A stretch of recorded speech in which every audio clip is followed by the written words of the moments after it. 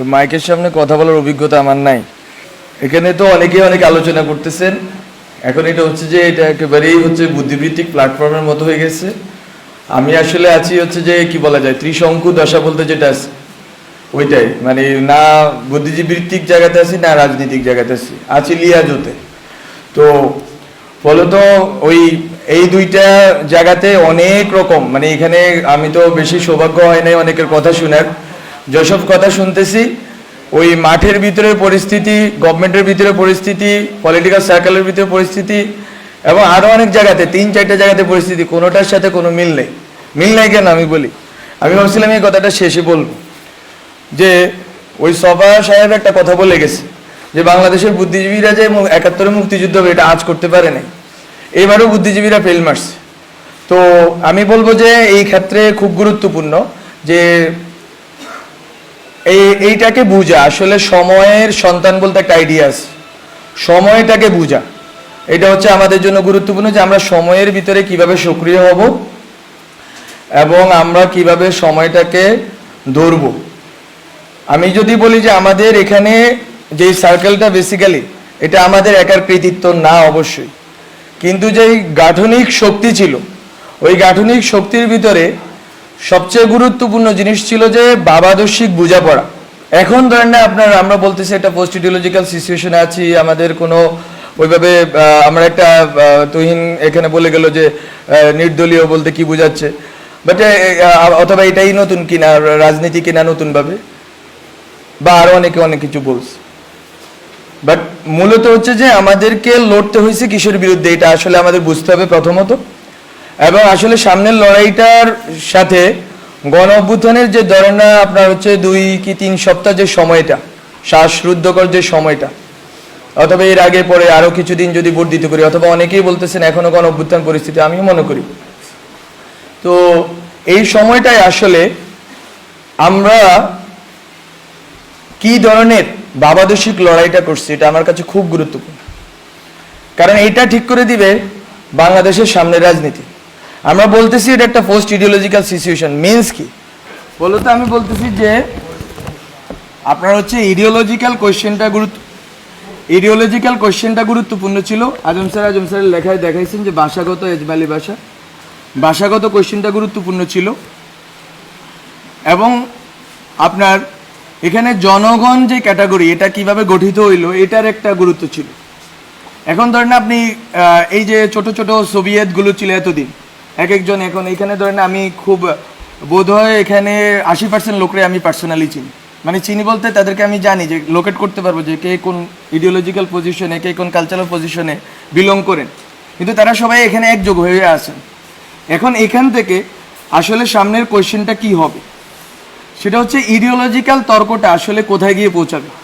একটা আমি যখন বলতেছি নির্দলীয় মানে হচ্ছে আগের যে দলীয় ইকুয়েশন ওটার বাইরে আমি বেরোতে চাচ্ছি। আমি যখন বলতেছি অরাজনৈতিক আমি বলতে চাচ্ছি যে আগের যে রাজনৈতিকতা ওটার বাইরে বেরোতে চাচ্ছি। আমি যখন বলতেছি পোস্ট ইডিওলজি আমি বলতে চাচ্ছি যে আগের যে ইডিওলজিক্যাল লড়াইটা ছিল ওই লড়াইয়ের বাইরে আমি বেরোতে চাচ্ছি। বলতে এই যে নতুন মুহূর্ত, এই মুহূর্তটা কিন্তু আমাদের বুদ্ধিভিত্তিক গবেষণার বিষয় না, এটা হচ্ছে সর্ট অফ আমি কি বলবো সজ্ঞার বিষয়, ইনটুইশনের বিষয়। যে আমরা যখন 20 দিনে ছিলাম আমরা কি আসলে কে কাকে কতটুকু শত্রু গণ্য করছি, আমাদের ভিতরে সংহতির আইডিয়াটা কেমন ছিল, আমরা কাকে বন্ধু গণ্য করছি, কাকে শত্রু গণ্য করছি, আমরা কাকে ইডিওলজিক্যালি ফাইট করছি, কাকে ইডিওলজিক্যালি আমাদের মিত্র মনে করছি। ওই 20 দিন 25 দিন 30 দিনের যেই আমাদের যেই রাজনৈতিকতাটা হয়েছে এটাকেই হচ্ছে যে আমাকে বারবার রিঅ্যানেক্ট করতে হবে। এটা হচ্ছে আমার জায়গা থেকে কথা। ওই থিয়েটারে কিছুদিন আমি কাজ করছি, ওখানে আমাকে একটা জিনিস বুঝায় যে, বা এটা আপনারা বুঝেন এখানে অনেকেই থিয়েটারের লোক আছে, রিঅ্যানেক্ট করা। আমরা যখন কালকে কিন্তু নাহিদ একটা কথা বলছে, আরেকবার গণ অভ্যুত্থানের দরকার হইতে পারে। আমরা জানি যে বিপ্লবের পরে প্রতি বিপ্লব আসে, এটা কিন্তু আমি লিখছি ইভেন বিপ্লব হওয়ার আগেও, যার একটা প্রতি বিপ্লব দিয়ে আসবে। এখন এটা কিন্তু এরকম না যে আতঙ্ক, এই কে কে নিয়ে যাবে রে, কে আমাদেরকে মেরে যাবে রে, এরকম না ঘটনা। ঘটনা হচ্ছে আপনাকে জনগণকে যেই এই যে বললাম এই মোমেন্টটা তৈরি হয়েছে ওই 20-25 দিনে, ওই মোমেন্টটাকে আপনাকে রিঅ্যানেক্ট করে যাইতে হবে, পুনঃমঞ্চায়ন করে যাইতে হবে বারবার। ওই পুনঃমঞ্চায়নের জন্য কি ধরনের রাজনৈতিক প্রক্রিয়া আমাকে ঢুকতে হবে, কি ধরনের রাজনৈতিক সংহতিতে আমাকে ঢুকতে হবে, এবং কি ধরনের বাবাদর্শিক তর্কে ঢুকতে হবে সেটা হচ্ছে আমার কাছে খুব গুরুত্বপূর্ণ। এবং আমরা বলছি যে বাংলাদেশটাকে আমরা সামনের জায়গাটাতে কোথায় নিয়ে রাখতে চাই। ওখানে যদি আমি বলি, আমাদের একটা কথা নিয়ে অনেকেই তর্ক করতেছেন সিভিল সোসাইটিতে, এটা আমার খুব মজা লাগতেছে, যে সভ্যতাগত রূপান্তর বলতে আমরা কি বুঝাচ্ছি, আমরা কি এখানে কি আনতেছি না আনতেছি। এটা আসলে ঘটনা না। ঘটনা হচ্ছে আমরা একটা কথা বলছি যে জাতীয়তাবাদ, বাংলাদেশি জাতীয়তাবাদ আছে, বাঙালি জাতীয়তাবাদ আছে, এই জাতীয়তাবাদী যে তর্কগুলো আছে, বা অনেকে কথাটাকে বলেন জাতিবাদ, যেটাই বলি, শুদ্ধ অশুদ্ধ আপনারা ঠিক করেন। তো এটা হচ্ছে যে এই দুইটা শব্দ, এই দুইটা যে গঠন হয়েছে, যে আপনার বাংলাদেশি জাতীয়তাবাদ, বাঙালি জাতীয়তাবাদ, এই যে দুইটা লড়াই, একদিকে আছে ইসলাম আর একদিকে আছে ইসলামফোবিয়া লড়াই। এই লড়াইগুলোর আপনার সামনের ভবিষ্যৎটা কি হবে, ওইখান থেকে আমরা বলতেছি যে আপনি দুইটা সিভিলাইজেশনের মাঝখানে বসে আছেন, সিভিলাইজেশন স্টেটের মাঝখানে বসে আছেন। আপনি বাংলাদেশ রাষ্ট্রটাকে কোথায় দাঁড়া করাইতে চাচ্ছেন? আপনি কি 71-এর যে মুক্তিযুদ্ধের যেই প্রশ্নগুলো আছে, এটা খুব খুব ভাইটাল কোয়েশ্চেন। মুক্তিযুদ্ধের মানে যেই আপনার চেতনা, গণচেতনা, ওর ভিতর দিয়ে যেই রাজনীতিটা হয়েছে, ওই রাজনীতি দিয়ে কি আপনি টেনে নিতে পারবেন, নাকি মুক্তিযুদ্ধের গণচেতনাটাকে আপনাকে স্ট্রেস করে সামনের দিকে আগাইতে হবে? সামনের দিকে আগাইলে আপনি কোথায় আগাবেন? আমরা বলতেছি ওখানে আপনি যদি সিভিলাইজেশন স্টেট, দুইটা সিভিলাইজেশন, হ্যাঁ তাদের অনেক সংকট আছে, ওখানে কমিউনিস্ট পার্টি আছে, ওখানে আরএসএস আছে, বাট আপনি এই বেঙ্গল যে এটাকে আপনি কিভাবে পুরা দুনিয়াতে দাঁড় করাবেন, এই যদি ভবিষ্যৎমুখী এবং বহির্মুখী প্রস্তাবনা না থাকে, তাহলে ডিজে ভাই আপনাকেই মারবে। ডিজে ভাইয়ের কাজ না আপনার, এখানে বললে আবার শুনে ফেলবে ওরা, তো ডিজে ভাইয়ের কাজ না যে আপনাকে গুলি করা। ডিজে ভাই অথবা বাংলাদেশের যে এনএসআই বা যারা সিকিউরিটি, তাদের কাজ বেসিক্যালি কি, রাষ্ট্র মানে কি বুঝি আমি, রাষ্ট্র মানে রাষ্ট্রের একটা শত্রু থাকবে, রাষ্ট্রের কোনো বন্ধু নেই। কি বলে বন্ধু রাষ্ট্র বলতে, একটা আইডিয়া, খুব অদ্ভুত আইডিয়া তারা আবিষ্কার করছে। বন্ধু রাষ্ট্র বলতে তো কোনো কিছু নাই, প্রত্যেকটা রাষ্ট্রই তার, এই যে আজকে আমার বাদ ছেড়ে দিল তো, এটা তো এরকম অনেকে বলতেছে এটা রাজনৈতিকভাবে আমাদের বিরোধিতা করতে করবো, কিন্তু রাষ্ট্র তো এমন একটা জিনিস, সে তার স্বার্থটা দেখবে। তো বন্ধু রাষ্ট্র বলতে কোনো আইডিয়া নেই। বলতো আমি রাষ্ট্র জিনিসটাকে কিভাবে ডিল করবো, এখন যখন আমার দুই পাশে দুইটা সিভিলাইজেশন স্টেট দাঁড়ায় আছে, আমি আসলে কিভাবে ডিল করলে বাংলাদেশের বিশিষ্ট অবস্থানটাকে, এটা আমাকে যদি কেউ ব্যাখ্যা করে বলতে পারেন বলে, যে আমি কেন বাংলাদেশ রাষ্ট্র নামে দাঁড়াই থাকতে হবে, আবার কি জন্য দাঁড়াবো? আমি কি 71 দিয়ে ওই ইকুয়েশন সলভ করতে পারছি কিনা? যদি সলভ করতে পারতাম তাহলে বেশিরভাগ দাঁড়াইলো কেমন 71-এর উপরে? বলে তো আমি বলতেছি এগুলো হচ্ছে যে আপনাদেরকে রিএভালুয়েট করতে হবে। এবং এটা সভ্যতা বলতে কোনো ইসলাম, হিন্দু এইসব জিনিস আমি বলতেছি না। এটা হচ্ছে আপনারা যদি বেঙ্গল বেসিন, আমরা বেসিনে বসে আছি, বেসিনে আমাদের ল্যান্ডটা, আমাদের দেশটা বেসিন ল্যান্ড, এটা হচ্ছে একটা ধরো সিভিলাইজেশনাল কনফ্লুয়েন্স ঘটছে এখানে, সব ধরনের সিভিলাইজেশন এখানে এসে মিলিত হয়েছে। এইটা কতটুকু শক্তির জায়গা? উই হ্যাভ ডিফারেন্ট, আমি বলছি there are many Islams in this world, Islams বলতেছি, তো আমার এখানে একটা ইসলাম আছে, আমি ওইটাকে কতটুকু গ্লোবালি রিপ্রেজেন্ট করব? This is the question of, this is really the question of national integrity and security. এটা অনেকে বুঝতেছে কিনা আমি জানি না। আমার এখানে যেই সেকুলার রাজনীতির কাঠামো আছে, এটাকে তো আমাকে ইনটেক্ট রাখতে হবে।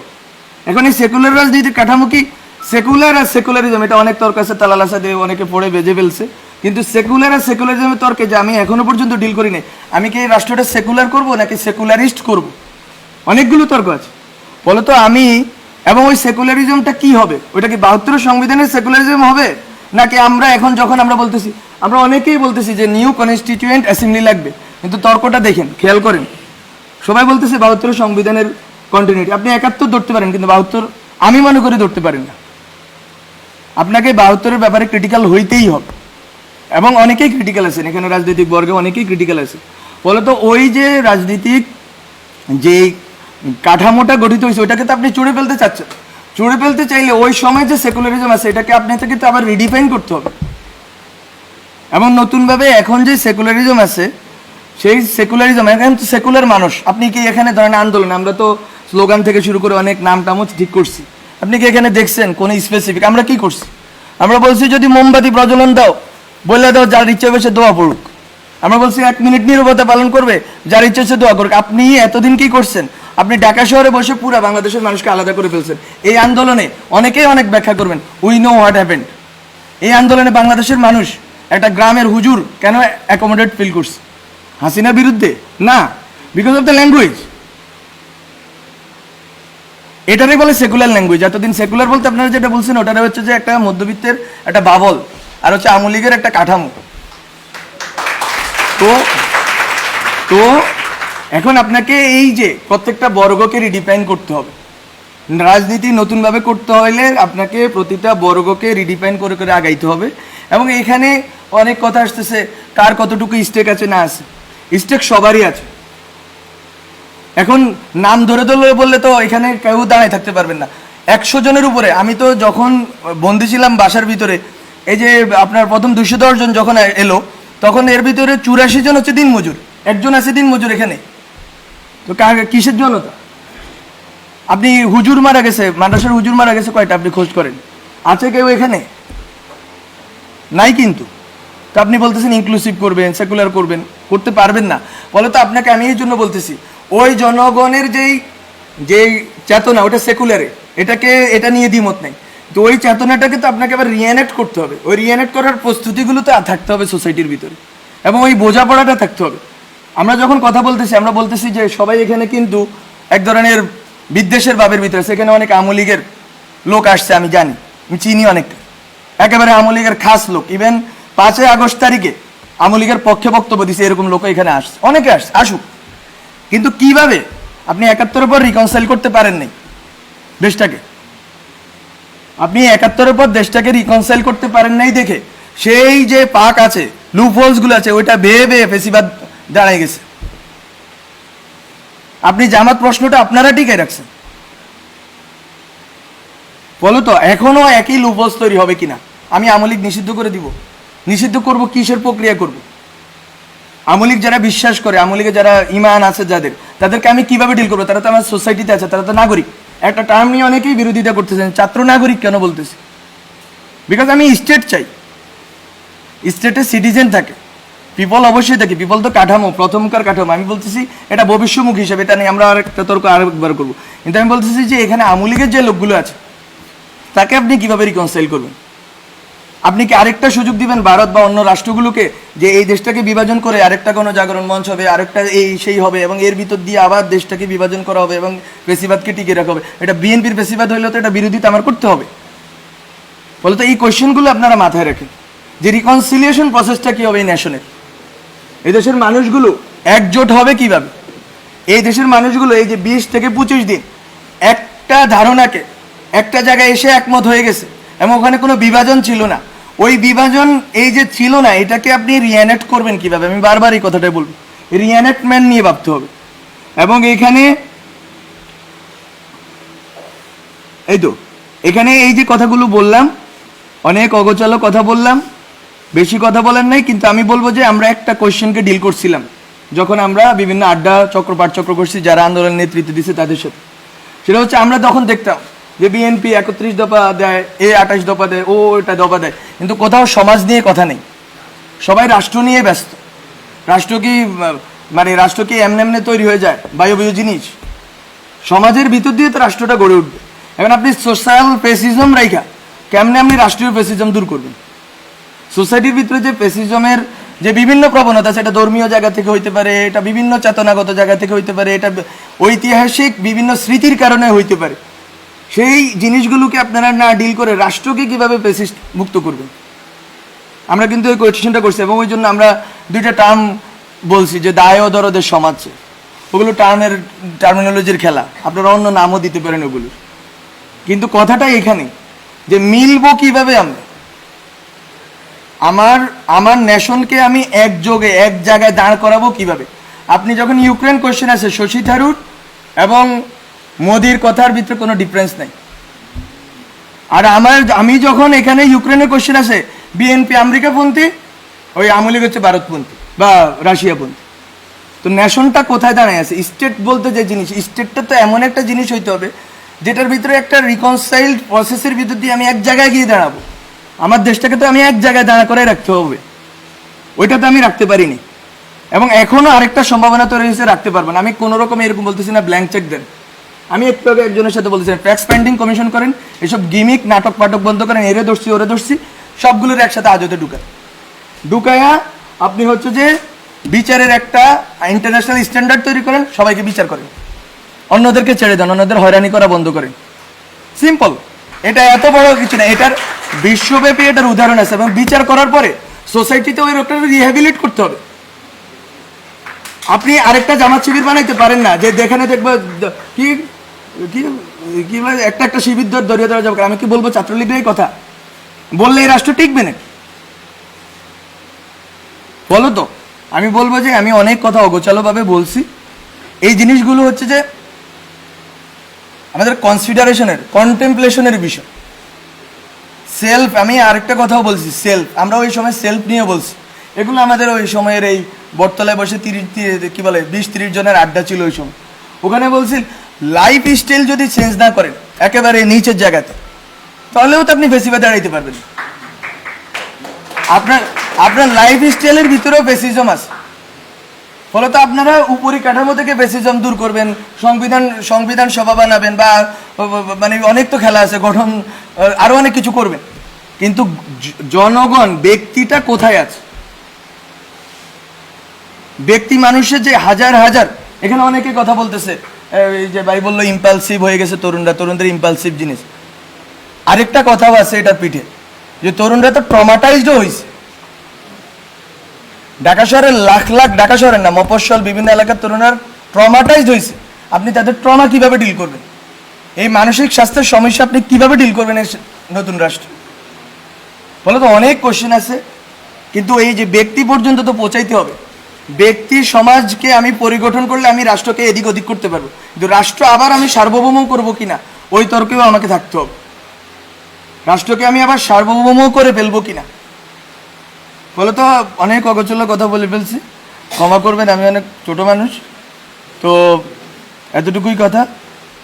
আপনাদের সাথে আরও কথা হবে, কিন্তু আমি বলে রাখলাম যে আন্দোলনের ভিতর, গভর্নমেন্টের ভিতর এবং সামাজিক বা রাজনৈতিক পরিসরের ভিতর অনেকগুলো তর্ক আছে যেটা আসলে খাপ খায় না।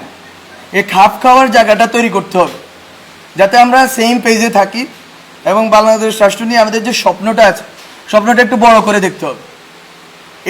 এইটা যে এতদিন, আমি শুধু একটা কথা বলে শেষ করি, কেন আমরা সভ্যতা রাষ্ট্রের কথা বলতেছি। যতদিন আপনি বাংলাদেশ রাষ্ট্রের ভিতরে থাকবেন, বিজেপি এনএসআই আপনাকেই মারবে। আর যদি আপনি মনে করেন বাংলাদেশ রাষ্ট্রকে আপনি গ্লোবালে দাঁড় করাবেন, তাহলে ভিন্ন ঘটনা ঘটবে। এটা সিম্পল স্ট্র্যাটেজিক্যাল কথা। মানে আপনার আমার ঠিক করার কথা, আমি বাংলাদেশ রাষ্ট্রকে কোথায় দেখতে চাই। ঠিক আছে।